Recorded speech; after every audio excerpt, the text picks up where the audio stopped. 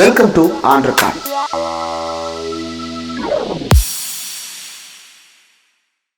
Welcome to on record. இன்றைக்கு நம்மோடு நேர்காணலுக்காக சிறப்பு விருந்தினராக திராவிட முன்னேற்ற கழகத்திலிருந்து செய்தி தொடர்பாளர் திரு மதிவாணன் அவர்கள் இணைந்திருக்கிறார். அவரோடு பேசலாம். வணக்கம். வணக்கம். வன்னியர் இடஒதுக்கீடு தொடர்பான போராட்டங்கள் 2 நாளாக பாமக தரப்பிலிருந்து தீவிரமாக முன்னெடுக்கப்பட்டிருக்கிறது.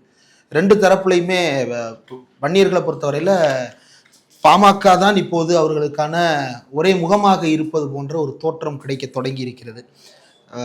ஒரு பக்கம் ராமதாஸ், இன்னொரு பக்கம் அன்புமணி ராமதாஸ், அப்புறம் வழக்கறிஞர் பாலு உள்ளிட்ட பலரும் பேசுகிற பேச்சுக்கள் தொடர்ந்து கேட்க முடிகிறது. அதில் ராமதாஸ் வன்னியர்கள் மீது ஏன் இவ்வளவு இனவெறி திமுகவுக்கு அப்படின்ற கேள்வியை முன்வைக்கிறாரு. இதை எப்படி பார்க்குறது? இல்லை, முதல்ல ஐயா ராமதாஸ் அவர்கள் ஒரு விஷயத்தை உணர்ந்து பேசணும். அவர் திமுகவை பற்றி பேசுறதுக்கு முதல்ல என்ன தார்மீக உரிமை இருக்குன்னு எனக்கு தெரியணும். 30 வருஷமா அரசியல் இருக்கிறாரு. இல்லை, அதுதான் ஏன்னு நான் சொல்ல வரேன்னா, இந்த இடஒதுக்கீடு, வன்னியர் இடஒதுக்கீடுன்றது 1980 87 வரைக்கும் வன்னியர் சங்கங்கள் போராடுது. அந்த வன்னியர் சங்கத்தை ஒருங்கிணைச்சது வன்னி அடிகளார்ன்றவர் தான் ஒருங்கிணைச்சார். அன்னைக்கு ஐயா ராமதாஸ் மாதிரி 28 அமைப்புகள் இருந்தது. இந்த 28 அமைப்புகளில் ராமதாஸும் ஒருவர். ஆனால் இன்னைக்கு மீதி இருக்க 28 பேர் எங்கே இருக்காங்கன்னு யாருக்கா தெரியுமா? அவங்களுடைய சூழ்நிலை, அவர்கள் எல்லாரும் எப்படி இருந்தாங்க, எப்படி இறந்தாங்க தெரியுமா? அதை பற்றி எங்கேயாவது ஐயா ராமதாஸ் அவர்கள் பேசியிருப்பாரா? முதல்ல உணர்ந்து பேசணும். இப்போது இந்த 80லேருந்து 87 வரைக்கும் போராட்டம் பண்ணது அன்னைக்கு ஆட்சியில் இருந்தது எம்ஜிஆர் அவர்கள் தான் ஆட்சியில் இருந்தார். எம்ஜிஆர் இடஒதுக்கீடு கொடுக்கல. தலைவர் கலைஞர் தான் வன்னியர் இடஒதுக்கீடே கொடுக்குறார். துப்பாக்கி சூடெல்லாம் கூட நடந்தது.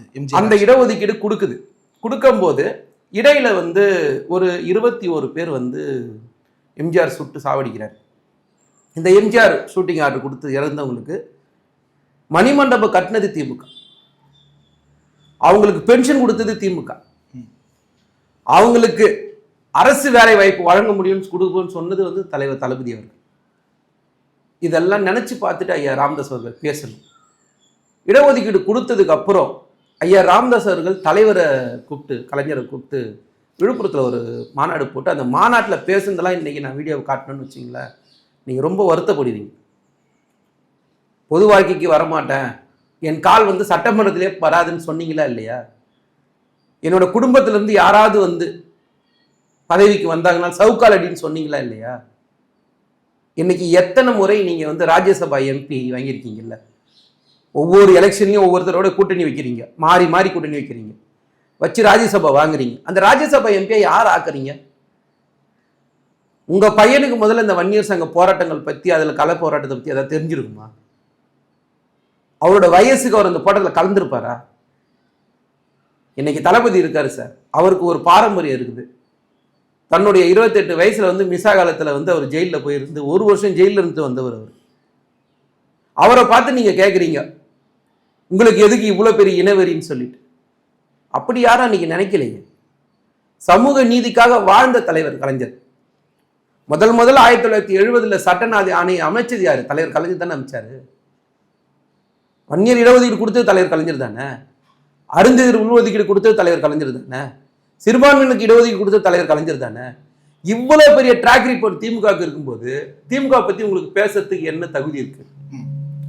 நான் கேட்கிறேன், உங்களுடைய போராட்டங்கள்ல இருந்த ஒன்று வன்னியடிகளாரா இருக்கட்டும், இல்லை ஏகே நடராஜனா இருக்கட்டும், இல்லைன்னா CN ராமமூர்த்தியா இருக்கட்டும், இல்லை பூத்தா இளங்கோவனா இருக்கட்டும், அவங்களாம் எங்க?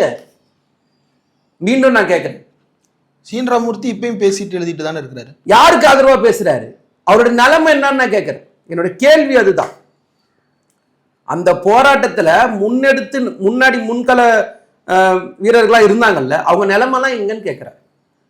வன்னியர் பொது சொத்து அறக்கட்டளைன்னு இருக்கிற சொத்தை சரஸ்வதி அறக்கட்டளையா மாத்தினீங்கல்ல, அது எப்படி மாத்தினீங்க? அந்த சொத்துல இன்னைக்கு கணக்காட்ட தயாரா இருக்காங்களா? நீங்க எங்களை பத்தி பேசுறதுக்கு என்ன இருக்கு? உங்களுக்கு முதல்ல என்ன தகுதி இருக்குன்னு நான் கேட்கிறேன். 52 வருஷமா அநீதி இழைச்சிட்டு இருக்கிறாங்க, இதையெல்லாம் முடிவு கட்டுவதற்கு மக்கள் வெறியோடு காத்திருக்கிறார்கள்ன்றாரு. அதாவது விக்கிரவாண்டி இடைத்தேர்தல் தான் உங்களுக்கு மிகப்பெரிய உதாரணம். மக்கள் ரொம்ப தெளிவாக இருக்காங்க சார். நீங்கள் கடைசியாக நடைபெற்ற தேர்தலில் எத்தனை தேர்தலில் நீங்கள் வெற்றி பெற்றீங்க? நான் கேட்குறேன், தேர்தல் வந்தா மட்டும்தான் உங்களுக்கு வன்னியர் மேல பாசம் வருமா சார்? 2 மணி நேரத்துக்கு முன்னாடி 10.5% இடஒதுக்கீடு கேட்டு வாங்கினீங்கல்ல, வன்னியர் உள்ஒதுக்கீடு. அந்த உள்ஒதுக்கீடு கொடுத்த உடனே அன்னைக்கு நைட்டு ஒரு மிகப்பெரிய டிராமா ஒன்று நடைபெற்றுதா இல்லையா? அன்புமணி ராமதாஸ் வந்து ஒரு வீடியோ வெளியிட்டார். அவரே அழுது அவரே வீடியோ ஃப்ரேம் பண்ணி அவரே அதை வெளியிட்டு ஒரு நாடகம் ஒன்று நாட்டினீங்களே, நீ உச்சநீதிமன்றம் செல்லாதுன்னு சொல்லிச்சுங்க. திமுக கொடுத்த ஒதுக்கீடு இன்னைக்கு இருக்கு. நீங்க அதிமுக இருந்து வாங்கின உள்ஒதுக்கீடு எங்க? உச்சநீதிமன்றம் செல்லாதுன்னு தீர்ப்பு குடிச்சுதா இல்லையா? அப்போ எவ்வளோ பெரிய தேர்தல் நாடகம் ஆனீங்க? உங்களை மக்கள் புறக்கணிச்சாங்களா இல்லையா? நீங்க போட்டியிட்ட தேர்தலில் வாங்கின சீட்டில் நின்ன சீட்டில் எத்தனை சதவீதம் வெற்றி பெற்றீங்க? கொஞ்சம் கணக்கு சொல்லுங்க சார். மக்கள் எல்லாத்தையும் பார்க்குறாங்க சார். இன்னைக்கு வன்னியர் உள்ஒதுக்கீடு எந்த இடத்துலையும் திமுக கொடுக்க மாட்டேன்னு சொல்லலை, எந்த இடத்துலையும் திரும்பவும் சொல்கிறேன்.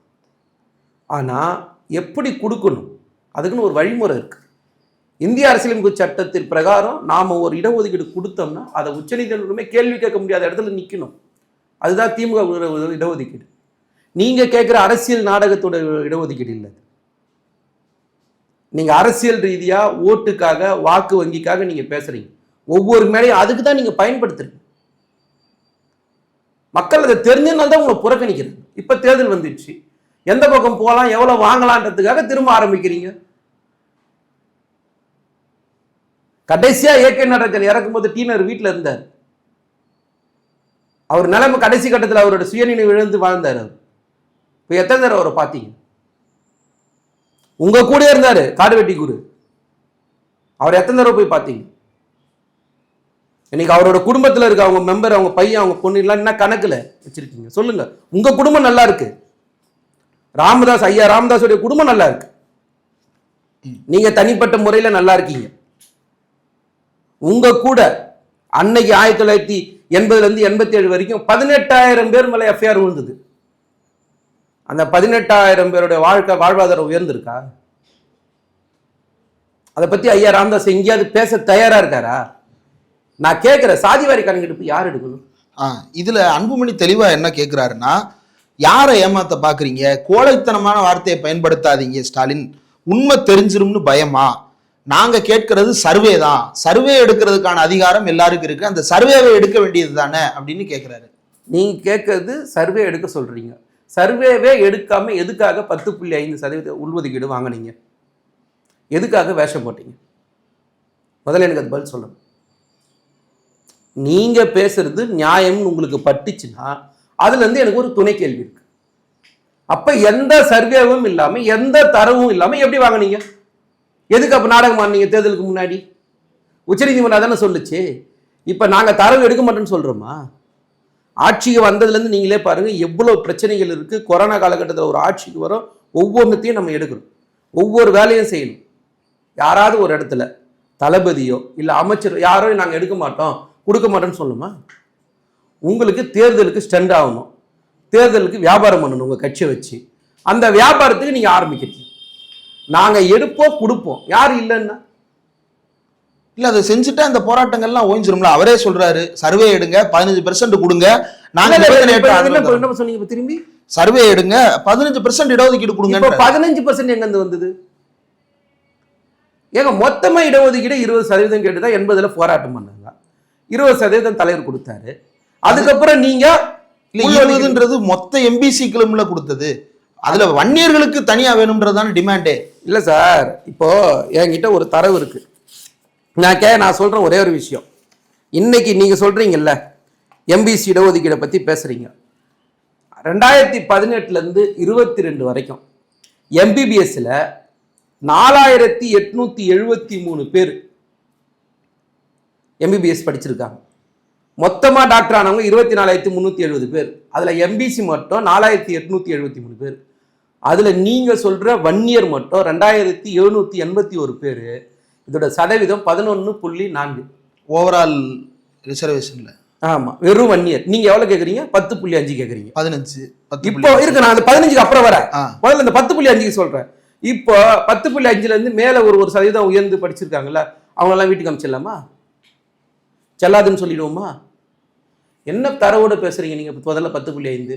சரி, அதுக்கு அடுத்தது பிஜி மொத்த இடம் 6966. அதுல எம்பிசி மட்டும் 1363, 20%. சரிங்களா? அதுல வன்னியர் மட்டும் 940 பேர், 13.5%. இப்ப 10% கணக்கு பண்ணீங்கன்னா 3% பேர் என்ன பண்ணலாம்? உங்களுக்கு அடுத்தது சொல்றேன். தமிழ்நாடு ஃபுல்லா இருக்க துணை ஆட்சியர்கள் மொத்தம் 542 பேர். அதுல வன்னியர் மட்டும் 11.6%, அதாவது 63 பேர் துணை ஆட்சியர்கள் இருக்காங்க. இப்ப இதுல இருக்க 1.5% என்ன பண்ணலாம்? எக்ஸ்ட்ரா தான் இருக்கு. நீங்க பேசுற தரவுகள் இதே மாதிரி உதவி அறுவை சிகிச்சைகள் மொத்தம் 8379 பேர். எம்பிசி கோட்டால இருக்கவங்க 1433 பேர். வன்னியர் மட்டும் கணக்கு பண்ணீங்கன்னா 1187 பேர் இருக்கிறாங்க. அது எத்தனை சதவீதம்னா 17%. இது எல்லாம் தகவல் உரிமை சட்டத்தில் பெறப்பட்டு வெளிப்படையா இருக்கிற ஒரு தரவு. இது எதுவுமே ஏற்றி அறிக்கை நாங்கள் பேசல. இப்போ எக்ஸ்ட்ரா தானே இருக்காங்க வன்னியர்ஸ். அப்போ நீங்க 10.5% கேட்டது முதல்ல தீர்ப்பு. இப்போ திடீர்னு ஒரு நாள் போன தேர்தலுக்கு 20 நீங்க, அதுக்கு அடுத்த தேர்தலில் 10.5 நீங்க, இப்போ 15. எந்த அடிப்படையில் கேட்குறீங்க? முதல்ல அது அன்புமணி ராமதாஸ் விளக்கணும்ல. 1.5 கோடி வன்னியர்கள் இருக்கிறாங்கன்றாங்க. இந்த 19 நீங்க பேசவே வேணாம். நீங்க நேரா போங்க. உங்க ஐயா மோடி இருக்காருல்ல, அவர்கிட்ட தான் கூட்டணியில் இருக்கீங்க. அவர்கிட்ட சொல்லுங்க. அவர் மொத்தமா மக்கள் தொகை கணக்கெடுப்பு எடுக்க சொல்லுங்க. எடுத்துட்டு கூட ஒரே ஒரு காலம் தான் என்ன சாதின்னு சொல்லிட்டு அதையும் சேர்த்து எடுத்துருங்க. வேலை முடிஞ்சு போச்சு. நாங்க எந்த இடத்துல யாரையும் வந்து வேணான்னு சொல்லல. எங்களுக்கு எந்த இடமும் ஐடியாவும் இல்லை. எங்களுடைய ஒரே ஒரு கேள்வி, நீங்க ஒரே ஒரு இடத்துலயாவது நியாயமா நடந்துக்கிறீங்களா? தேர்தலுக்கு தேர்தல் பேரம் பேசணுன்றதுக்காக மட்டும்தான் நடத்துங்கிறீங்களே தவிர, பேரம் பேசுறதெல்லாம் பல முறை நேரில் சந்திச்சிருக்கிறோம். நான் சந்திச்சேன், ஜி.கே. மணி சந்திச்சாரு, ஐயா ராமதாஸ் சந்திச்சாரு. எத்தனை முறை நாங்கள் சந்திச்சு எங்களுடைய கோரிக்கைகளின் நியாயத்தை உங்களுக்கு எடுத்து சொன்னோம். பத்தாதா அப்படின்ற கேள்வியும் முன்வைக்கிறாரு. மானமுள்ள ஒரு வன்னியர் கூட உங்களுக்கு ஓட்டு போட மாட்டான் அப்படின்ற வார்த்தையும் ஒரு சேர்த்து சொல்றாரு. இப்போ விக்கிரவண்டியில் வாங்கின ஓட்டுன்னா என்ன கணக்கு? எடுத்து கணக்கு போட்டு பேசுவோமா? பேசுகிற நீங்கள் மட்டும் இல்லை சார். அப்போல்லாம் நாங்கள் யார் சார்? எல்லா உரிமையும் நீங்கள் எடுத்தீங்கன்னா அப்போ நாங்களாம் யார்? எங்களுக்கு என்ன அப்போ பதில்? அப்போ நாங்கள் இடஒதுக்கீட்டுக்காகலாம் நாங்கள்லாம் போகிறோம் இல்லையா? எங்கள் அப்பா அம்மாலாம் போகிறோம் இல்லையா? நீங்கள் மட்டும் தான் போராடணும்னு சொன்னால் நீங்கள் நல்லா இருக்கீங்க, உங்கள் குடும்பம் நல்லா இருக்கு, ராமதாஸ் குடும்பம் நல்லா இருக்கு. 28 வன்னியர் சங்க அமைப்புகளோட அந்த தலைவர்கள்லாம் எங்க? அந்த சமூக தலைவர்கள்லாம் எங்க? அவங்க குடும்பம்லாம் எங்க இன்னைக்கு? எந்தெந்த சொத்தெல்லாம் நீங்க மாற்றி வச்சிருக்கீங்க நான் தரவு சொல்லட்டுமா? நான் மொத்தம் டேட்டா வச்சிருக்கேன். தமிழ்நாடு ஃபுல்லா வன்னியர் அறக்கட்டளையில் இருக்கிற சொத்துங்களெல்லாம் நீங்க எதெல்லாம் உங்க பேர்ல மாற்றி வச்சிருக்கீங்க, யாரெல்லாம் அதை ஆக்கிரமிச்சு வச்சிருக்கீங்க கதை வரைக்கும் எனக்கு தெரியும். நீங்க திடீர்னு தேர்தலுக்கு நீங்க சந்திச்ச சொல்றீங்க. எப்ப சந்திச்சிருப்பீங்க பாத்தீங்கன்னா கரெக்டா பாருங்க, நாடாளுமன்ற தேர்தலுக்கு 1 மாசத்துக்கு முன்னாடி சந்திப்பாங்க. இப்ப சட்டமன்ற தேர்தல் வருதா, இப்ப கரெக்டா 1 வருஷத்துக்கு முன்னாடி ஆரம்பிப்பாங்க. 2021 சட்டமன்ற தேர்தல் வருதா, அதுக்கு முன்னாடி தான் இதை ஆரம்பிப்பாங்க. அது வரைக்கும் தெரியாது. நிபந்தனையற்ற ஆதரவு தருவாரா, நிபந்தனையற்ற என்ன? இது ஒரு பேசுங்க சார், ஒரு மனசாட்சியோட ஒரு நியாயமா பேசணும்ல. மைக் இருக்குதுன்னு என்ன வேணா பேசலாமா? எதிர்வினை ஆட்டினாங்கன்னா உங்களால சமாளிக்க முடியுமா? சொல்லுங்க. எதிர்வினை ஆட்டினா சமாளிக்க முடியுமானா எங்களோட பதில் உங்களுக்கு பதில் சொல்ல முடியலையே. நீங்க நம்ம கேட்குறீங்க, நாங்க பதில் சொல்றோம், தரவுகள் சொல்றோம். இல்லைன்னு சொல்லுங்க. இது எல்லாமே பொய்ன்றாரு. நான் தான் வெளிப்படையா பொதுவெளியில இருக்கிறதானே நான் சொல்றேன். நான் ஒன்றும் மறைச்செல்லாம் சொல்லலையே. பொய்ன்னு எப்படி சொல்ல முடியும்? நான் கவர்மெண்ட் நோட்டிபிகேஷனோட வந்தது தரேன், என்கிட்ட இருக்கு. அவங்களுக்கு லிங்க் வேணும், லிங்க் தரேன், நீங்க வேணா கூட போட்டு காட்டு. ஆனா நீங்க தேர்தல் ஆதாயத்துக்காக, வாக்கு வங்கி அரசியலுக்காகத்தான் முழுக்க இந்த வன்னியர் சமுதாயத்தை நீங்க பயன்படுத்துறீங்க. இல்ல அவங்க கேட்குற அந்த சர்வேவை தான் மாநில அரசு எடுத்தா என்ன? நிச்சயமா எடுக்க தானே சார் போறோம். நீங்க உடனடியா எது இப்போ இந்த வருஷம் மழையோட அளவு நீங்க பாக்குறீங்க, கடந்த முறை மழையோட அளவு பாக்குறீங்க. ஏதாவது ஒரு இடத்துல மாநில அரசுடைய பல்வேறு திட்டங்களுக்கு இந்த ஒன்றிய அரசு ஒரு இடத்துலையாவது சப்போர்ட் பண்ணுங்க. மழை வெள்ளம் வந்தா, புயல் அடிச்சா, இல்லை நமக்கு தர வேண்டிய நிதி வந்தா, ஏதாவது ஒரு வகையில் எதுக்குமே சப்போர்ட் பண்றதில்லை. கூட்டணியில தான் இருக்கீங்க. பெருமல்ல வருது, நம்ம ஒரு நிதியை கேட்குறோம், நீங்க ஒரு நிதியை கொடுத்துட்டேன்னு பேசுறீங்க. அது எங்க நிதியை கொடுத்துட்டு அது இதை பத்திலாம் எங்கேயாவது ஐயா ராமதாஸோ அன்புமணி ராமதாஸோ பேசியிருப்பாங்களா? எனக்கு ஒரு விஷயம் தெரியணும், நீங்க ஒரு பகுதி கட்சியா ஒரு மாநிலத்துக்கான கட்சியா? ஒரு பகுதிக்கான கட்சி மாதிரியே பேசுறீங்க. சென்னையில் ஒரு மழை வெள்ளம்னு வரும்போது ஐயா ராமதாஸ் அன்புமணி ராமதாஸ் எங்கே போயிருந்தாங்க? தூத்துக்குடியில் வெள்ளம் வரும்போது மழை வரும்போது எங்கே போயிருந்தாங்க? இல்லை, அதையும் விவசாயிகள் போராட்டத்தில் அவங்க முன்னெடுத்து பேசுனாங்கல்ல, இந்த திமுக ஆட்சியால தான் வெள்ளம் வந்துச்சு விழுப்புரத்தில் அப்படின்னு. இல்லை, நீங்கள் மழை வெள்ளம் வந்தது அப்படின்னு சொன்னால் நான் ஒரே ஒருத்த கேள்வி கேட்டேன். சென்னைக்கு போது எங்கே போயிருந்தீங்க? பேசலை. தூத்துக்குடி திருநெல்வேலிக்கு போனால் எங்கே போனீங்கன்னு பேசலை. ஒரு பகுதியில் நடந்ததுன்னு சொல்கிறீங்க. பகுதியில் நடந்ததுன்றதுக்கு தெளிவான அறிக்கையை துறை அமைச்சர் கொடுத்தாரா இல்லையா? உங்களை மாதிரி ஆள் வந்து திமுக இல்லை சார். நாங்கள் நிர்வாகத்தை மக்களுக்காக செய்கிறோம். ஸோ மக்கள் நலத்திட்டங்கள் தான் எங்களுக்கு முக்கியம். மக்களோடு நாங்கள் நிற்கிறோம். நீங்கள் நிற்கிறீங்களான்னு கேட்குறேன். ஓகே. ஸோ எங்கேயுமே நிற்காம மக்களுக்கு சப்போர்ட் பண்ணாமல் தேர்தல் வந்து ஜாதியை மட்டும் கையில் வச்சுக்கிட்டு அதனால ஓட்டு போடுவாங்க நீங்கள் நம்பினீங்கன்னா இந்த 2026 திரும்பவும் சொல்கிற பாமக முழுசா புறக்கணிக்கப்படும் தமிழ்நாட்டில் இருந்து. இல்லை, இதனால வன்னியர்களுக்கும் பட்டியல் சமூகத்தவருக்கும் சண்டை வந்து அதுல திமுக ஆதாயம் தேட பார்க்குது. வன்னியர்களும் பட்டியல் சமூகமும் சண்டை போட்டு கொண்டால் திமுகவுக்கு தான் லாபம் அப்படின்ற கருத்தையும் முன்வைக்கிறார். இந்த பட்டியல் சமூகத்துக்கு எதிராக பாமக இருப்பது போல திசை திருப்புறாங்கன்றாரு. அதாவது சமூக நீதிக்கு வந்து திமுகவை விட மிகப்பெரிய உதாரணம் இந்தியாவில் எந்த கட்சியுமே இல்லை. முதல்ல உணரணும். ஐயா ராமதாஸுக்கு மனசாட்சியில் அது இருக்கும். ஒருவேளை வயசானதுனால அப்படி பேசுறாருன்னு என்னன்னு தெரியல எனக்கு. இல்லை அன்புமணிக்கு அந்த முதிர்ச்சி இல்லாமல் பேசுகிறாங்களான்னு தெரியல. 20% எவ்வளோ பெரிய இடஒதுக்கீடு தெரியுங்களா? இன்னைக்கு வரைக்கும் கோர்ட்டு வந்து அதை கேள்வி கேட்காம வச்சுன்னு இருக்கணும். இன்னைக்கு வரைக்கும் பாதுகாத்தோம். இந்தியாவில் 69% இடஒதுக்கீடோடு இன்னைக்கு கம்பீரமாக நிற்கிறது தமிழ்நாடு தான். அதை யாரும் இங்கே மறக்க முடியாது. அப்படியாப்பட்ட திராவிட மண்ணில் இன்னைக்கு தளபதியோட ஆட்சியில் எல்லாருக்குமான ஒரு ஆட்சியை நாங்கள் நடத்தணுமே தவிர உங்களை மாதிரி வந்து சாதி பிரித்து நாங்கள் நடத்தலை. சாதிக்கான கட்சியாக நீங்கள் செயல்படாதீங்கன்னு தான் நான் அதனால தான் முதல்ல அந்த வார்த்தையை பயன்படுத்தாமல் ஒரு பகுதிக்கான கட்சியாக செயல்படாதீங்கன்னு சொன்னேன். எல்லாருக்குமான கட்சியை நடத்துங்க. சென்னையில் ஒரு பிரச்சனைனா வாங்க, தூத்துக்குள்ள ஒரு பிரச்சனை வாங்கன்னு சொன்னேன். அதுக்காக தான் அந்த வார்த்தையை நான் சொன்னேன் முதல்ல. நீங்கள் திரும்ப ஒரு குறிப்பிட்ட பகுதிக்காக ஒரு கட்சியை நடத்திட்டு இருக்கீங்க. ஆனால் தான் உங்களுக்கு வந்து மக்கள் உங்களை புறக்கணிக்கிறாங்க. நீங்கள் அதை முதல்ல உணர்ந்துட்டு நீங்கள் பேசணுமே தவிர எங்களுக்கு எந்த இடத்துலையுமே வந்து மக்களை பிரித்து பார்த்து அரசியல் பண்ணுற இடத்துல எந்த காலத்திலையும் திமுக இல்லை. ஓகே. அதுதான் திரும்ப தளபதி சொல்றது, எல்லோருக்குமான ஆட்சி, எல்லாருக்குமான ஆட்சியாக நம்ம நடத்தணும்னு சொல்றது காரணம் அதுதான். ஓவராலா இந்த சர்ச்சையில திமுகவினுடைய நிலைப்பாடு என்ன? வன்னியர்களுக்கு தனி இடஒதுக்கீடு தேவையா இல்லையா? அதற்கு திமுகவினுடைய செயல்பாடுகள் சார்? நிச்சயமாக சார், தளபதி வந்து பொதுக்கூட்ட மேடையில் சொன்னதும் சரி, சட்டமன்றத்தில் சொன்னதும் சரி, நாங்கள் இடஒதுக்கீடுக்கு எதிரான இயக்கம் திமுக இன்னைக்கு இல்லை, என்னைக்குமே இல்லை. இடஒதுக்கீடை ஆதரிக்கிற கட்சி தான், சமூக நீதிக்கான கட்சி தான். அதனால தான் தளபதி வந்து திரும்பவும் சொல்கிறாரு, சாதிவாரி கணக்கெடுப்பு எடுக்க சொல்லுங்கள். நீங்கள் சாதிவாரி கணக்கெடுப்புன்னா அது எத்தனாயிரம் கோடி செலவாகும்னு எனக்கு தெரியும். நீங்கள் பீகாரில் 4500 கோடிக்கு மேலே அதை செலவு பண்ணி எடுத்து உச்சநீதிமன்றம் என்ன சொல்லிச்சு? செல்லாது போன்னு சொல்லிடுச்சு. 4500 கோடின்றது எவ்வளோ பெரிய தொகை. நம்ம செலவு பண்ணுறது பிரச்சனை இல்லை, திரும்ப நம்ம செலவு பண்ணி உச்சநீதிமன்றம் ஏற்றுக்கலைன்னா அரசியலமைப்பு சட்டம் முழுசாக யார்கிட்ட அந்த அதிகாரம் கொடுத்துருக்குன்னா ஒன்றிய அரசுகிட்ட தான் கொடுத்துருக்கு. நான் திரும்ப உங்க பக்கத்தில் தான் இருக்காங்க சம்பந்தப்பட்ட நபரு. இல்ல, ராஜ்யசபால இந்த தடவை கோரிக்கை வச்சிருக்கிறாரு, ஒன்றிய அரசு சாதிவாரி கணக்கெடுப்பு நடத்தணும்னு கோரிக்கை வச்சுட்டாரு. நீங்க ராஜ்யசபாலாம் வேண்டாம் ஐயா. ஒரு வார்த்தை நேற்று நீங்க சொன்னதை நான் அப்படியே திருப்பி சொல்றேன்.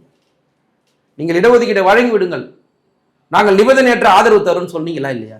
பேசுனீங்களா இல்லை மேடையில்? அதை ஏன் மோடி கிட்ட கேட்க மாட்டீங்க? மொத்த அதிகாரமும் அங்கே தானே இருக்கு. மோடி கிட்ட அதையே சொல்லுங்க. அப்போ நீங்கள் நிபந்தனையற்ற ஆதரவு கொடுத்தீங்களா? மோடிக்கு 24ல் நிபந்தனையோட ஆதரவு கொடுத்தீங்களா? சொல்லுங்க. பொதுவெளியில் வந்து டிக்ளேர் பண்ணுங்க. நாங்கள் உங்களை வேற ஒன்றும் கேட்கல. எங்களுக்கு நிபந்தனையற்ற ஆதரவு தரேன்னு சொல்றீங்கல்ல, அதையே நான் திருப்பி கேட்குறேன். அப்போ மோடிக்கு எந்த அடிப்படையில் ஆதரவு கொடுத்தீங்க? இப்போ எந்த அடிப்படையில் ஆதரவு கொடுக்குறீங்க? அதை நீங்கள் வெளிப்படையாக சொல்லிடுங்க, பிரச்சனை தீர்ந்துடுச்சு. நாங்கள் இடஒதுக்கீடு கொடுக்க நாங்கள் தயாராக இருக்கோம், ஆனால் தரவுகளோட அடிப்படையில் கொடுக்கணும். அது எந்த இடத்துலையும் யாரும் நம்மளை கேள்வி கேட்கக்கூடாத இடத்துல இருக்கணும். அது நீடிச்சு நிலைச்சு நிற்கணும். இது ரொம்ப முக்கியம். அதிமுக மாதிரி தேர்தலுக்கு போயிட்டு நல்லா அதெல்லாம் நான் திரும்ப பேசணும்னா அன்புமணி ராமதாஸ் ரொம்ப வருத்தப்படுவார். நீங்கள் உங்கள் பங்குக்கு நீங்கள் வேஷம் போட்டீங்க, அவங்க பங்குக்கு அதிமுக வேஷம் போட்டுச்சு.